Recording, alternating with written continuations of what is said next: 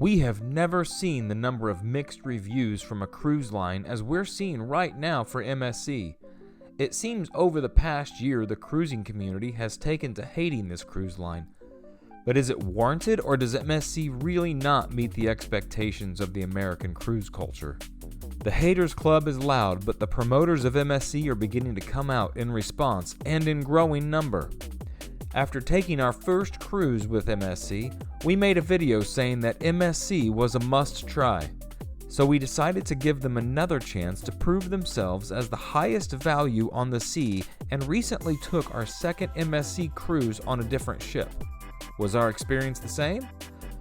Was MSC the must-try cruise line that we originally thought it was? Or was it a fluke, making all those nasty reviews we are all seeing correct? To be fair, it is worth mentioning that the two MSC cruises we went on in 2023 were two different ships. The first being the MSC Seaside and the most recent being the MSC SeaShore. Both very similar ships from the same Seaside class of ships that MSC offers, making them very comparable. The biggest difference being a different crew and subtle differences in dining and entertainment.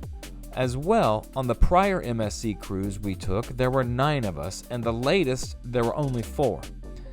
Not that it made a huge difference on the cruise itself, but our perspective changes a little with a smaller group. Setting sail in 2021, the MSC SeaShore is a beautiful ship. Although big enough to carry over 5,300 passengers, rarely did we feel crowded despite the fact that she was nearing full capacity. It is typical that MSC ships are more modern than competitor ships of the same value, and the SeaShore was no exception. As with all other MSC ships, the SeaShore boasts lots of sparkles and extra flair that makes the ship feel glamorous and modern. Both times now that we have booked with MSC, we booked an interior cabin and were upgraded for free to a balcony stateroom. That's a $500 to $600 value that we will always gladly take. From what I've heard, this is done randomly with little reason, but so far so good for us because it's been 2 for 2. Let's get right into what everybody wants to know about, the food. As this was our second cruise with MSC, we were very familiar with the cuisine that they did have to offer. Starting with breakfast, the buffet's main focus is on serving a typical American breakfast: bacon, sausage, waffles, eggs, fresh fruit, baked breads, including our favorite chocolate croissants. You will always find cereals, muesli, and other standard breakfast fare as well. They did offer cold cuts and cheeses for the European crowd as well, but those offerings are limited. Breakfast in the dining room was always of a better quality, but the service was generally very slow, and refills for coffee and juice are almost non-existent when having breakfast in the dining room. Lunch in the buffet would always consist of MSC's famous pizza, which I highly recommend and was on our plate at every meal. MSC is known for making their breads and pizza fresh daily and is one area that they excel at. The rest of the buffet typically includes some type of Mexican fare, burgers, hot dogs, and fries, and they typically offer a couple of different varieties of pasta and will usually have a carving station which will include roast beef or some other comparable meat. One of the downsides that we found on the SeaShore was that there was only one buffet, and it was almost always extremely crowded since there were no other buffets to choose from, or other types of restaurants to opt for other than specialty restaurants or the main dining room. I would have liked to have seen at least one free restaurant other than the buffet that we could choose from. This is probably one of our biggest complaints about MSC overall, which is the lack of dining options that are included in the standard rate. Other cruise lines such as NCL, Royal Caribbean, and Carnival have at least a couple of other options, and this puts a lot of pressure on the buffet. While the Seaside had one main buffet and one other smaller buffet, the SeaShore only had the single buffet. So if you are not open to paying for dining, that one buffet or the main dining room were your only two options. We did choose to do one specialty restaurant one night, which was the Mexican-themed Hola restaurant. The service in Hola was much faster than the dining room. A typical dinner in the dining room would take us 1.5 to 2 hours, and we were in and out of this restaurant in an hour.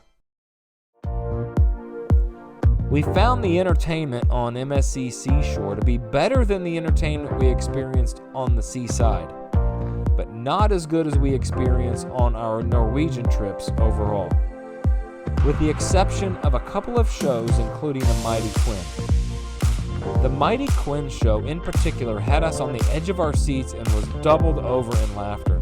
It was thrilling and hilarious all at the same time. It was everything you would want and expect of a top-notch quality show. The Illusionist was just okay, and the rest of the nights included primarily different dancing numbers or sets with different themes. They were all very good, and we found them to be, for the most part, very entertaining and very good quality, but not up to par with NCL. An area we felt this cruise fell short was their lack of alternative entertainment like game shows. Although there was the typical to-be-expected love and marriage game show, which you find pretty much on every cruise line, I'm talking about the kind of shows that get you laughing because of both the audience participation and the silly things that they can get passengers to do and participate in. Another show that we really did enjoy was MasterChef. They poll the audience and ask them a series of questions. Whichever people have the top 6 answers get to participate in a small MasterChef competition. This was our second time sailing MSC, and both times we've been extremely underwhelmed by the teens program. Traveling with two 16-year-old girls on this trip, we would have hoped that they would have had plenty to entertain them and keep them busy. Even though we would occasionally poke our heads into the teens room, there was rarely anyone there. In the daily itinerary, the only events that they typically shared would start at 11:30 at night, and by that time our kids were over it. On our first MSC cruise in 23, the Do-Re-Mi Land was a huge hit, but we did not have any small children with us on the second trip. To see our review of the children's program, have a look at our previous MSC video. When visiting the pools, we would end up having to fight for a lounger. The pools ended up being extremely crowded on our whole trip. The wait for the water slides wasn't terrible. However, on MSC, everyone that wants to ride on the slides has to sign a waiver or a consent form for minors and get a wristband, and it was very confusing where to get the wristband on the seashore. While we never made it down to the infinity pool while it was open, it is for ages 18 plus and may have been less crowded. Overall, it was very inaccessible, and it was at the back of the ship on deck 8, and the rest of the pools were mid or front of the ship on deck 18.